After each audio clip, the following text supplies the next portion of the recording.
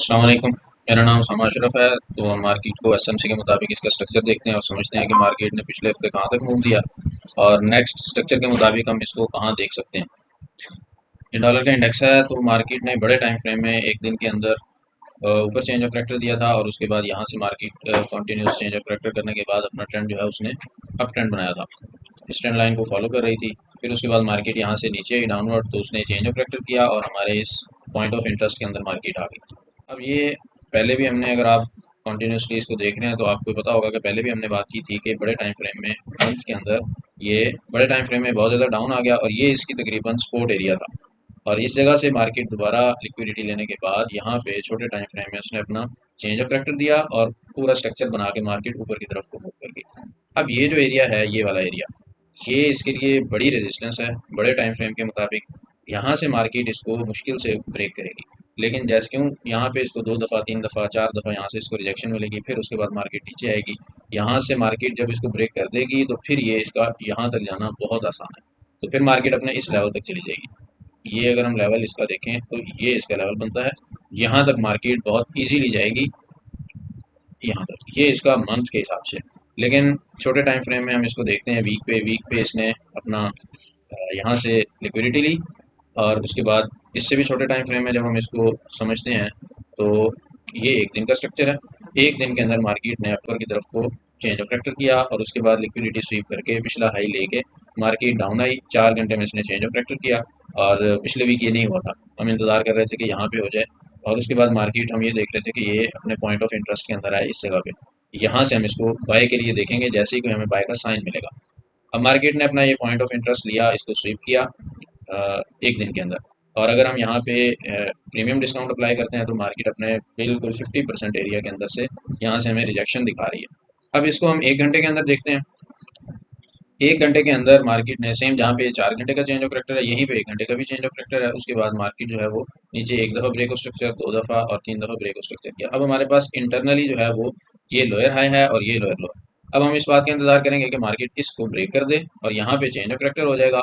और फिर उसके बाद मार्केट को हम यहाँ देखेंगे, जो हमें कोई एरिया मिलेगा, नया एरिया, नया एफपी यहाँ पे जो क्रिएट होगा, उसके मुताबिक मार्केट वहाँ आएगी तो हम वहाँ से बाय के लिए इसको देख सकते हैं। और जो वो बाय के लिए हम देखेंगे तो इस एरिया से अगर हम बाय के लिए देखते हैं, ये वाला लो अगर ये ब्रेक हो जाता है तो, अगर नहीं होता, ये वाला हाई अगर ब्रेक होता है तो हम यहाँ से देखेंगे, अगर नहीं होता तो फिर नीचे जहाँ तक मार्केट जाएगी, जिस जगह तक भी जाएगी वहाँ तक हम इंतजार करेंगे। उसके बाद जो आखिरी इसका लो होगा और उसके बाद चेंज ऑफ करैक्टर होगा, तो हम उस लो के नीचे असर रख के और वहाँ पे जो हमें एरिया मिलेगा उसके अंदर हम अपने ट्रेड एग्जीक्यूट करेंगे और इसका टारगेट यहाँ तक, इस हाई तक कम अज़ कम हो सकता है। ये इसका सबसे पहला जो इसका टीपी बनेगा वो ये वाली जगह बनेगी। तो ये हमें अच्छे रिस्क रिवार्ड के साथ यहाँ पे ट्रेड मिल सकती है, लेकिन इसको हम वीएसए की स्ट्रक्चर की कंफर्मेशन के बाद ट्रेड को यहाँ से लेंगे।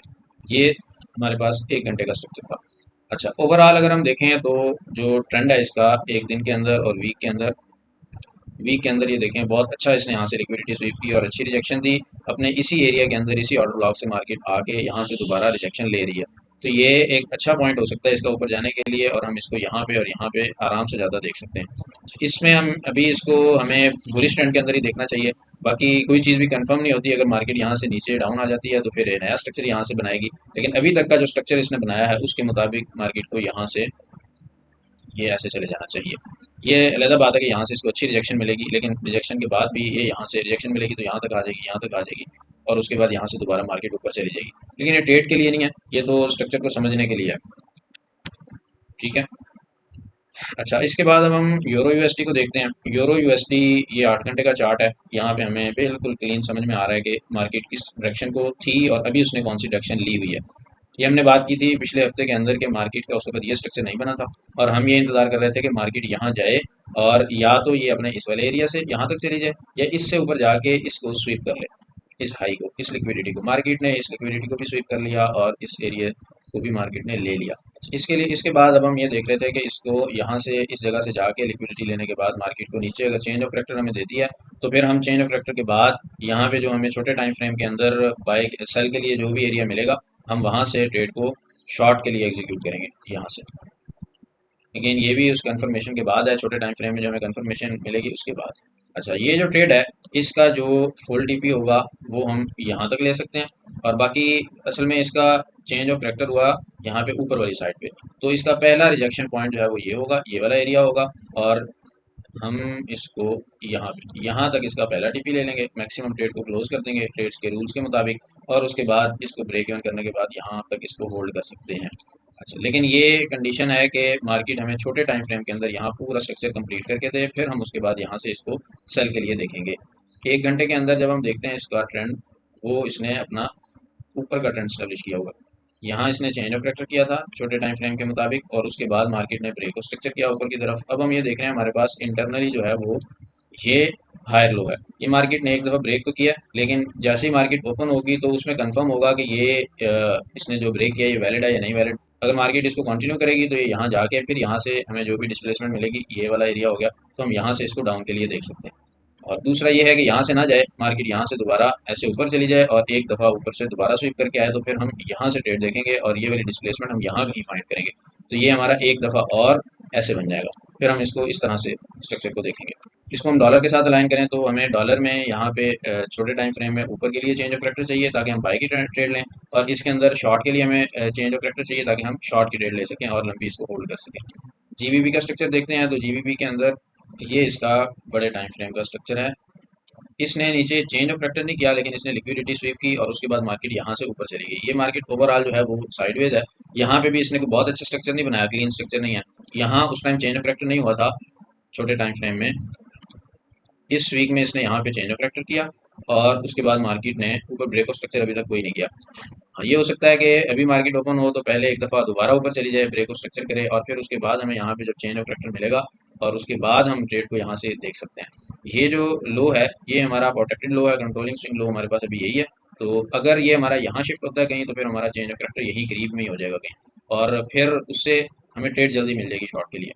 ये गोल्ड का स्ट्रक्चर है एक दिन का, ये बड़ा टाइम फ्रेम था, इसके अंदर ये एक्सटर्नल इसका लो है और ये इसका एक्सटर्नल हाई है। ठीक है, मार्केट ने ये अपना लो स्वीप करके क्लोजिंग ऊपर दी थी, और उसके बाद मार्केट ने 2-3 हफ्तों से ये अपना ट्रेंड ऊपर की तरफ बाय के लिए स्टैब्लिश किया हुआ है। इसको छोटे टाइम फ्रेम में देखते हैं। ये इसका 1 घंटे का स्ट्रक्चर है। तो ये तो पहले भी डिस्कस हो गया था, ब्रेक ऑफ स्ट्रक्चर हुआ था और हमने यहाँ से ट्रेड्स ली थी। अच्छा, मार्केट ये हमने इसका प्रीमियम डिस्काउंट लगाया था और ये देख रहे थे कि मार्केट यहाँ इस पॉइंट ऑफ इंटरेस्ट तक आए। मार्केट इस पॉइंट ऑफ इंटरेस्ट तक आई और अभी तक इसने अपना पुल बैक नहीं लिया, यहाँ तक मार्केट नहीं आई। ये हम अगर इसको लो पॉइंट से यहाँ तक लगाएं तो ये समझ में आता है कि मार्केट अभी एक ही सेगमेंट में चल रही है, इसने अपना पुल बैक नहीं लिया, यहाँ तक नहीं आई। और लास्ट टाइम हम ये देख रहे थे कि ये हमारा कंट्रोलिंग स्विंग लो था, इससे ऊपर हमने ट्रेड देखनी है। इसके ऊपर हमें ट्रेड मिली, 2-3 दफ़ा हमने इसको लाइव में ट्रेड ली और वो हमारी अच्छी ट्रेड चली। गोल्ड ने यहाँ पे दोबारा एक ब्रेक ऑफ स्ट्रक्चर किया है, तो कंट्रोलिंग स्विंग लो हमारे पास ये है। हम इससे ऊपर इसको बुलिश देखेंगे और इसके ब्रेक होने के बाद इसको बेरिश देखेंगे शॉर्ट टाइम के अंदर। और इसको ओवरऑल समझते हैं दिन के अंदर। अगर हम इसको देखें इस वाले सेगमेंट के लिए, इस सेगमेंट को जब हम अप्लाई करते हैं इसका प्रीमियम डिस्काउंट तो हमारे पास 50% जो है वो ये वाला एरिया बनता है, और गोल्डन पॉकेट हमारे पास ये वाला एरिया बनता है। मार्केट ने ये अपने 50% को अभी टच किया और ये इसका पहला पॉइंट ऑफ इंटरेस्ट था। यहाँ से मार्केट को रिजेक्शन मिल रही है, यहाँ छोटे टाइम फ्रेम में इसने लिक्विडिटी स्वीप की और यहाँ पे अगर हम देखें दिन की क्लोजिंग भी जो है वो नीचे हुई। तो यहाँ से अब ये पॉसिबिलिटी है कि ये जितनी लिक्विडिटी यहाँ बनी है ये सारी मार्केट लेने के लिए अब चल पड़े। मार्केट यहाँ से जब नीचे की तरफ को जाएगी तो छोटे टाइम फ्रेम के अंदर हमें चेंज ऑफ करेक्टर यहाँ से मिलता है, तो हम यहाँ से इसको शॉर्ट के लिए देख सकते हैं इस जगह से, और ये हमारा टारगेट हो सकता है। और हम प्रॉफिट टेकिंग के लिए सबसे पहले यहाँ से हम प्रॉफिट टेक कर लेंगे। उसकी वजह यह है कि ये इसका कंट्रोलिंग स्विंग लो है छोटे टाइम फ्रेम में, जो अभी डिस्कस किया। तो मार्केट को सबसे पहले यहाँ से रिजेक्शन मिलेगी और उसके बाद फिर यहाँ से जाएगी। बड़े टाइम फ्रेम में हम इसको यहाँ से बाई के लिए देखेंगे, ये हमारी अच्छी बाइंग होगी।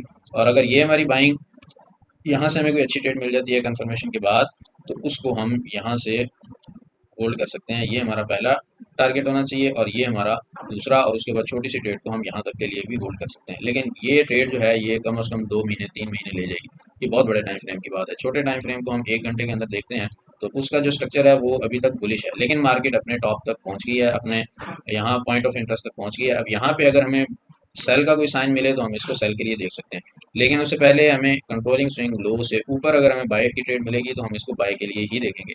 अभी जब हमारा जो मंडे को लाइव होगा उसके अंदर भी हम इसको बाय के लिए देखेंगे। सबसे पहले उससे छोटे टाइम फ्रेम के अंदर हम इसको पहले यहाँ से बाय के लिए देखेंगे और फिर उसके बाद इसको उसके नीचे वाले एरिया से यहाँ से बाय के लिए देखेंगे, लेकिन इस लाइन से ऊपर हम इसको देखेंगे बाय के लिए। ऑयल की हमने बड़े टाइम फ्रेम में ये बात की थी कि इसका ये फंडामेंटली बहुत ज़्यादा डिस्टर्ब है। इसने अपनी ये ट्रेंड लाइन जो है इसको ब्रेक किया, जो इसकी मैनिपुलेशन होनी थी वो हुई, एक बार तो यहाँ पे हुई फिर यहाँ पे हुई, और ये ब्रेक करके इसने एग्जैक्टली प्लान को फॉलो किया और ये यहाँ तक मार्केट आ गई और ये मज़ीद डाउन भी जा सकता है। तो इसको ट्रेड के लिए नहीं देख रहे, इसको सिर्फ स्ट्रक्चर इसका समझ रहे हैं। जब ये मार्केट स्टेब्लिश हो जाएगी, रूटीन पे आ जाएगी, तो फिर इसको ट्रेड के लिए देखेंगे। ये बीटीसी है।